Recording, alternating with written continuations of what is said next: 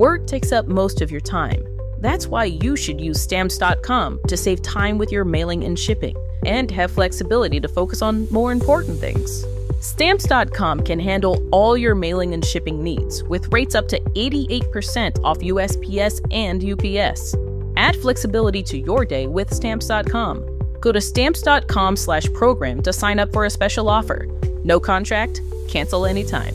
That's Stamps.com/program.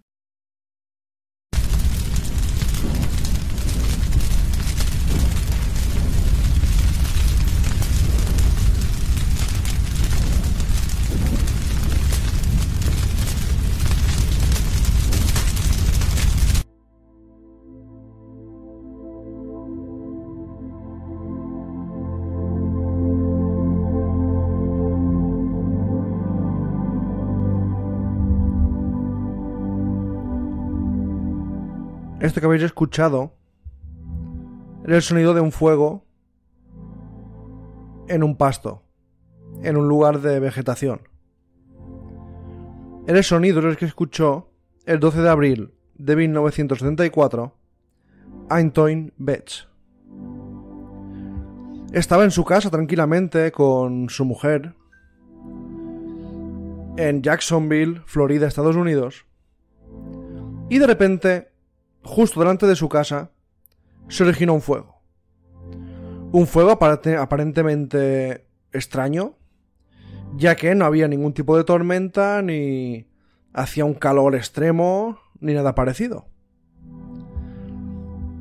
Rápidamente cogió agua, cubos de agua, empezó a apagar el fuego, y aquí vino la sorpresa.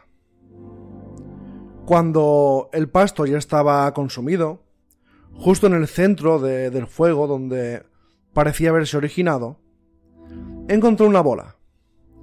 Una bola, un artefacto. Parecía estar hecho de metal muy pulido. Tenía unas dimensiones más o menos como una bola de bowling. Pesaba unos 10 kilos.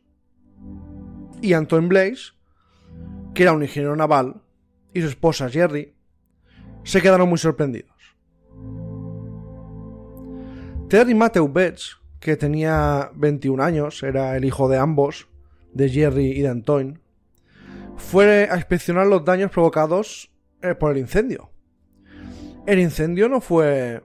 Apagó el incendio, que estaba justo cerca de su casa, pero el incendio se extendió a través de 88 hectáreas, Consiguió apagar el incendio, pero para que no llegara a su casa. Esta casita, donde estaban en Florida, estaba justo al lado de un bosque. Un bosque pantanoso, en Fort George Island. Y la familia, pues, se quedó bastante estupefacta por este fuego. Con cubos de agua consiguió apagar las llamas que iban hacia su casa. Después, yo me imagino que llegaron los bomberos y apagaron ya el fuego que iba hacia este bosque pantanoso. Y cuando inspeccionaban la zona, vieron este artefacto, vieron esta bola, súper pulida, plateada, brillante. Y se quedaron muy sorprendidos. La esfera, lo extraño, es que no presentaba ningún tipo de señal de daños. Rasguños, manchas oscuras que aparecen cuando algo se ha quemado. Terry y sus padres empezaron a sospechar que esta esfera podía ser un objeto que había caído pues del espacio, propiedad de la NASA, o incluso algún tipo de satélite. Los tres familiares, padre, madre e hijo, empezaron a pensar que este objeto podía ser el causante del fuego. Pero, claro, estaban estupefactos porque el objeto estaba perfectamente pulido, brillante y limpio.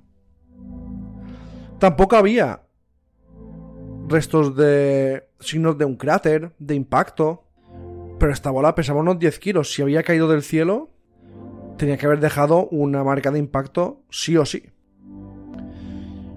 ¿Qué hicieron? Mientras el fuego se iba apagando ya lejos de su casa, Terry y sus padres se llevaron la esfera a una habitación. la habitación del joven estudiante Terry. Ya el 26 de abril, unos 10 días después del suceso, Terry estaba acompañado de su amiga Teresa Fraser. Estaban tocando un poco la guitarra y la esfera la tenían ahí en la habitación, pues como recuerdo, como souvenir de algo extraño que había pasado, pero como era una esfera metálica, pues la tenían ahí de decoración. Pero cuando empezaron a tocar la guitarra, la extraña esfera empezó a hacer cosas extrañas. Con los primeros acordes de guitarra que estaban tocando los dos amigos, el objeto empezó a vibrar y empezó a emitir un sonido pulsante. Era como si contestara a los riffs de guitarra, como si contestara a los acordes que sonaban del instrumento. Pero no en todos. Era muy curioso porque solo respondía, entre comillas, a unos tipos de acordes. Claro, Terry y su amiga pues se quedaron muy sorprendidos.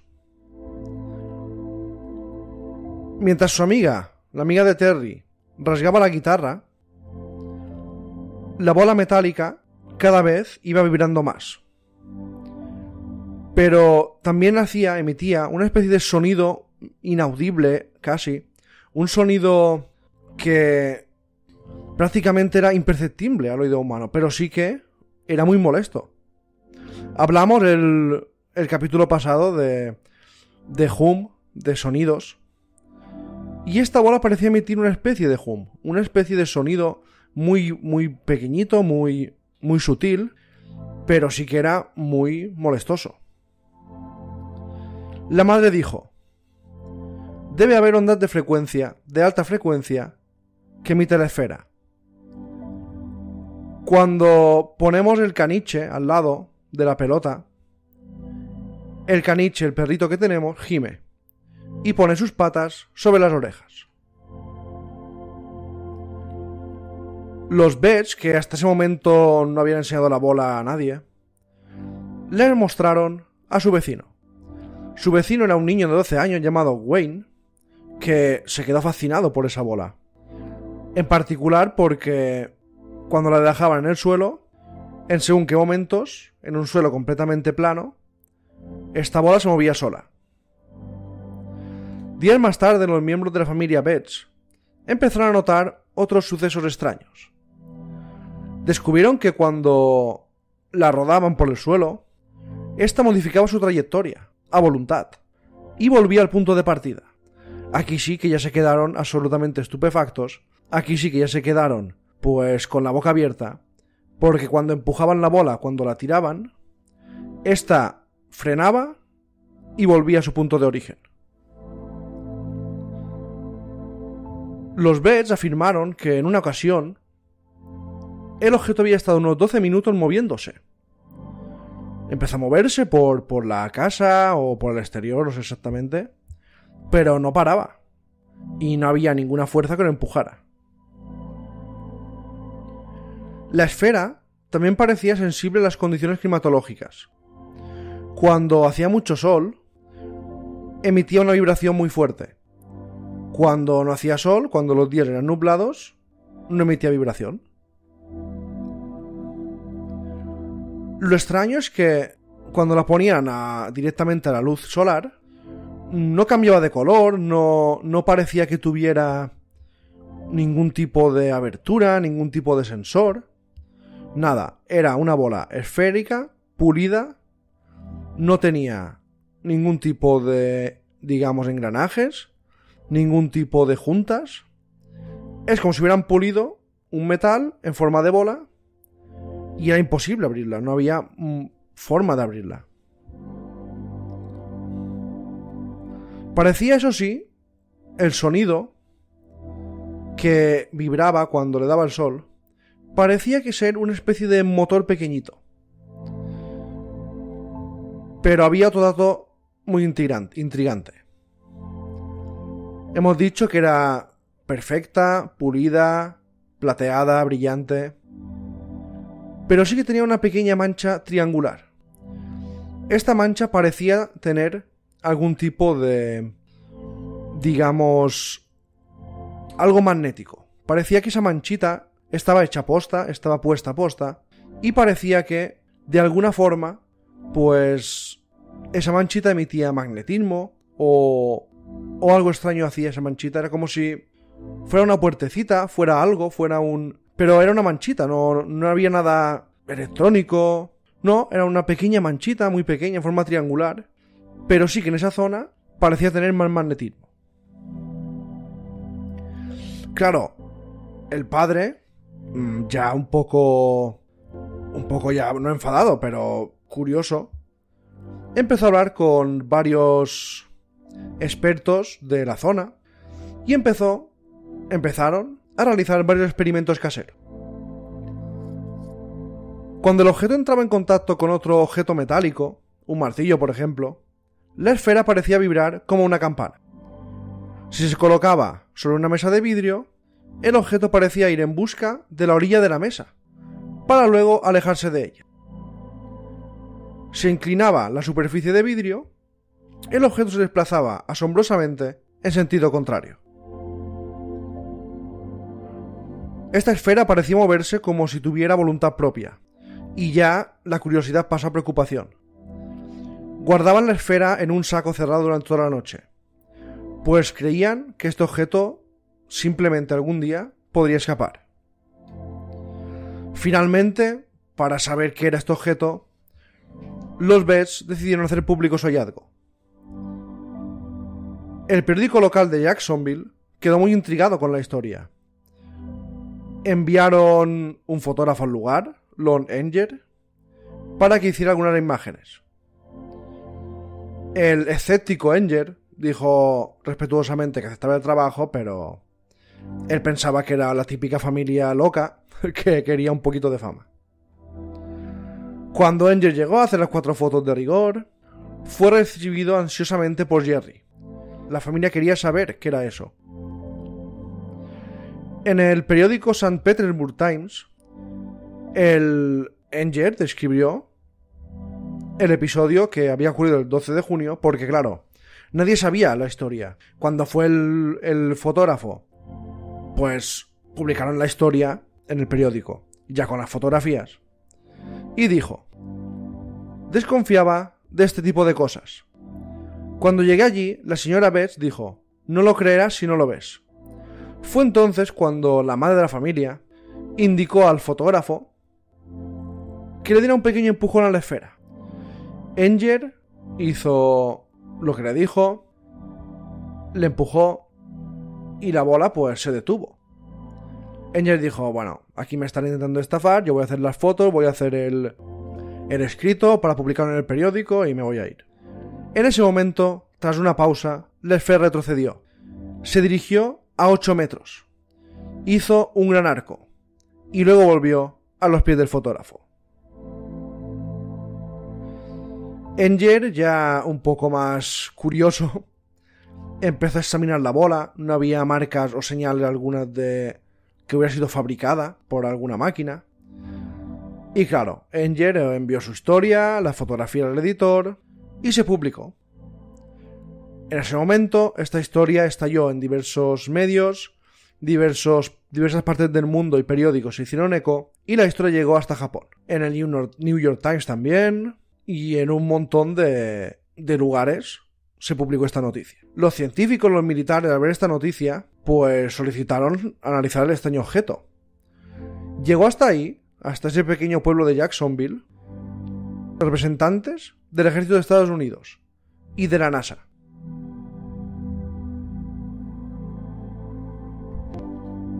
También investigadores de ovnis o la Organización de Investigación de Fenómenos Aéreos, APRO.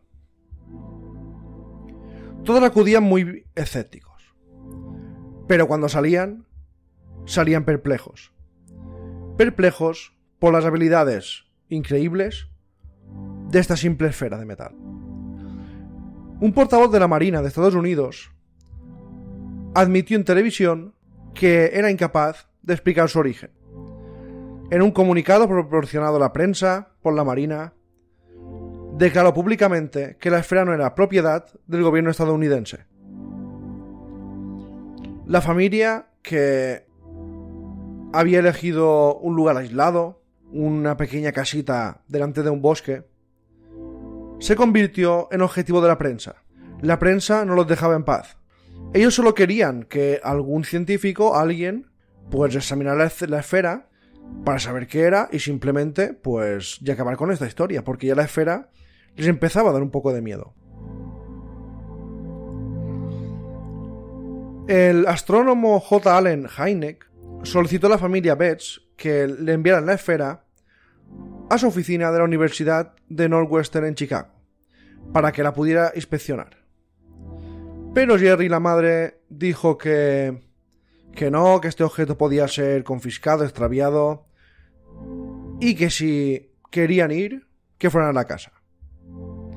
Claro, muchos científicos y muchas personas que la querían investigar se quedaron, pues, a dos velas, porque la familia no dejaba que la esfera saliera de su casa. El objeto estuvo en propiedad de los Betts hasta que empezaron a ocurrir eventos nuevos, cosas nuevas, y ya le empezaban a denominar la esfera encantada. Jerry Betts, la madre, informó que ella y su familia, meses después, empezaron a escuchar música de un órgano. Sonaba un órgano en mitad de la noche, aunque en la casa no había ningún tipo de órgano ni de piano. Las puertas empezaban a abrirse y cerrarse solas. Podía ser de día, de noche, cualquier hora. Antoine y Jerry, los padres, decidieron que en ese momento era hora de llegar al fondo del misterio, porque los sucesos, los fenómenos, cada vez iban subiendo en intensidad. La familia al final sí que dejó la esfera a los científicos de la Estación Aérea Naval de Jacksonville. No les dejaron que fuera muy lejos, pero bueno, por lo menos ya están en poder de unos científicos militares. La Marina estudió la bola, pero al final le llevó a un callejón sin salida. Las máquinas que tenía la Marina, los científicos, no eran suficientemente potentes para penetrar el objeto. No había forma de abrirlo, no había forma de que el objeto se pudiera, pues, ver por dentro. Chris Wenger, portavoz de la Marina, informó: nuestros primeros intentos de rayos X no conducen a ninguna parte. Emplearemos una máquina mucho más poderosa sobre la esfera y también ejecutaremos una espectrografía para determinar de qué metal está hecha. Los científicos lo único que sabían, porque ni rayos X, ni aparatos para entrar en el interior, ni máquinas para cortar metal, nada. No había forma de que esta esfera se pudiera abrir y pudiera mostrar sus secretos. Lo único que sabían es que tenía 7,96 pulgadas de diámetro y pesaba exactamente 9 kilos, 21,34 libras. También concluyeron que el recubrimiento que tenía era aproximadamente de 1 centímetro de grosor, lo que, según el informe, indicaba que podía resistir una presión de 120.000 libras por pulgada cuadrada. También descubrieron que la esfera estaba construida por un metal de acero inoxidable, ferroso, resistente a la corrosión, y que la aleación, este tipo de metal, era muy, muy magnético. Ya, pues ya estaban ya un poco cabreados con la esfera. Dijeron, vamos a traer un equipo de rayos X, el mejor que tenemos, lo vamos a traer de otro lugar porque ya queremos saber qué hay dentro de esta esfera. Este potente rayos X, esta máquina, reveló, ojo, que en su interior había 2 objetos redondos dentro de una esfera, dentro de otra esfera, rodeados por un halo. Un halo que era como una capa hecha con un material de una densidad muy poco común. También observaron que la esfera tenía 4 polos magnéticos diferentes, 2 positivos, 2 negativos, que eran concéntricos. La Marina también concluyó que la esfera era muy magnética, pero no mostraba señales de radioactividad, y no parecía ser un explosivo ni una bomba. Los científicos querían partir el objeto en dos para echar un vistazo a su interior, pero Jerry Betts no aceptó. Y como no pertenecía al gobierno, como la encontraron en su propiedad, solicitó que la devolvieran. La Marina, pues bien, cumplió su promesa y la devolvió. Pero quedaron muchísimas preguntas sin respuesta. Ya en ese punto, después de que la Marina la investigase y otros científicos que acudían a su casa, la familia Betts ya consideró seriamente que esto era algún artefacto extraterrestre, un dispositivo a lo mejor de escucha extraterrestre, porque muchos vecinos ya decían que esto era un satélite extraterrestre, que esto no era terrestre. El 13 de julio de 1974, el doctor Carl Wilson tenía una empresa de investigación en Luisiana, conocida como Omega-1 Institute. También examinó la esfera. Estuvo más de 6 horas y descubrió que el campo magnético que había alrededor de la esfera, agarraos, emitía ondas de radio. Como veis, los vecinos no estaban tan desencaminados. Wilson dijo que la cubierta de metal de la esfera era de acero inoxidable, como había dicho ya la Marina estadounidense, pero contenía un elemento diferente, un elemento que lo hacía único en el mundo. También él fue testigo de que se impulsaba solo a través de las superficies, cambiaba de dirección, y esto, según él, desafiaba las leyes conocidas de la física, porque una bola de 9 kilos de repente iba a una velocidad, frenaba, volvía atrás, se iba a 8 metros, volvía, y eso era prácticamente imposible. Físicamente era imposible en un objeto de ese tamaño. Una de las teorías es que podía ser una sonda extraterrestre dañada o algún tipo de dispositivo antigravitacional. La familia Betts nuevamente se quedó sin desvelar el misterio, la esfera fue devuelta y los resultados no fueron concluyentes.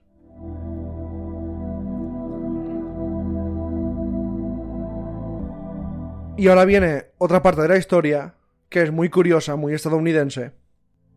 Seguro que os va a sorprender. Después de todos los fenómenos, después de que nadie pudiera decir que era esa esfera, en 1964, en agosto, se hizo un congreso ufológico. Ahí había miembros destacados de revistas, ufología, había científicos. La revista Enkai, que era la que patrocinaba ese congreso, ofreció un premio de $50.000 a quien mostrara una evidencia extraterrestre. Y claro, la familia Betts dijo, uy, vamos hacia ahí, caravana, esfera, y presentaron la esfera en el congreso. Al ver esa esfera, cogieron a un grupo de científicos, hicieron un panel de alto standing de científicos, porque si la esfera se podía demostrar que era extraterrestre, pues se llevaban $50.000, más 10.000 que se podían sumar, más otros premios que había que podía llegar a $100.000. El padre con la familia fue al congreso, la examinaron, descubrieron que emitía señales de radio, que era como una especie de walkie-talkie gigantesco en el tiempo, en el espacio, y dijeron que, bueno, que sí, que esto podía ser extraterrestre. Pero claro, el premio no se lo dieron, porque no se podía demostrar que esta esfera estaba relacionada con ningún avistamiento ovni. Y claro, aunque ellos creyeran que era extraterrestre, el premio pues seguramente se lo quedó alguien, algún enchufado que no tocaba, y la familia Betts se quedó sin su premio.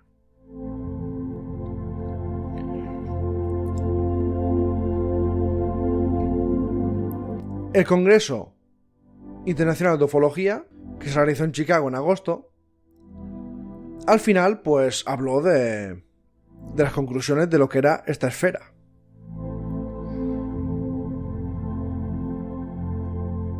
Basados en los estudios de rayos X, las dos esferas internas estaban hechas de un elemento mucho más pesado que cualquier cosa conocida por la ciencia.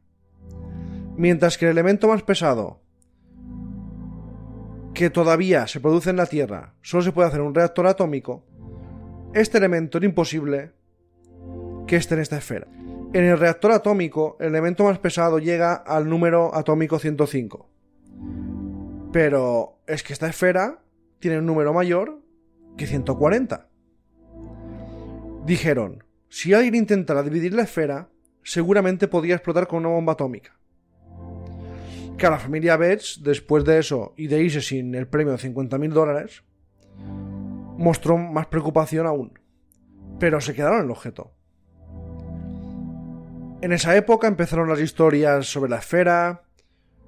Después ya empezaron a reírse un poco, a decir que se inventaban las cosas. Empezó la historia a pasar un poco de moda. La gente ya no veía como algo increíble. Ya lo veía como una especie de show, una especie de estafa. Y los Betts decidieron mudarse lejos y nunca más se supo de ellos ni de la misteriosa esfera. Se dice que Antoine Betts falleció en 1987, a la edad de los 67 años. Pero ya nunca más se sabe lo que ocurrió.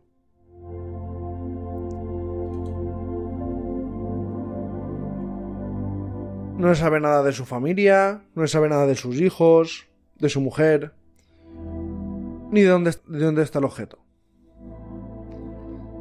Un hombre llamado Llewellyn Jones afirmó que había conseguido que un amigo, que no quiso decir el nombre, le dijera que había adquirido esta esfera. Le dijo que había conseguido una esfera muy misteriosa, que se movía sola, pero nunca dijo el nombre de esta persona.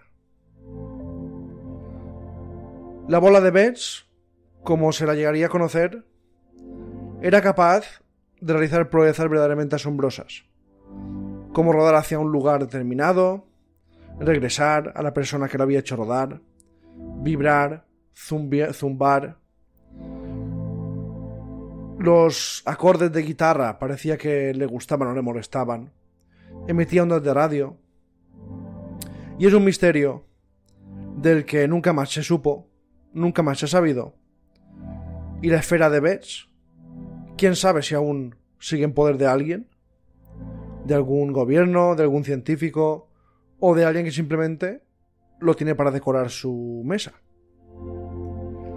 La esfera de Betts, yo creo que no es terrestre. Yo creo que viene de otro lugar.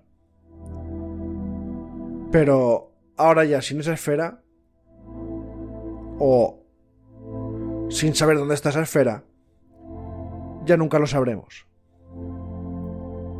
Gracias a todos y hasta la próxima.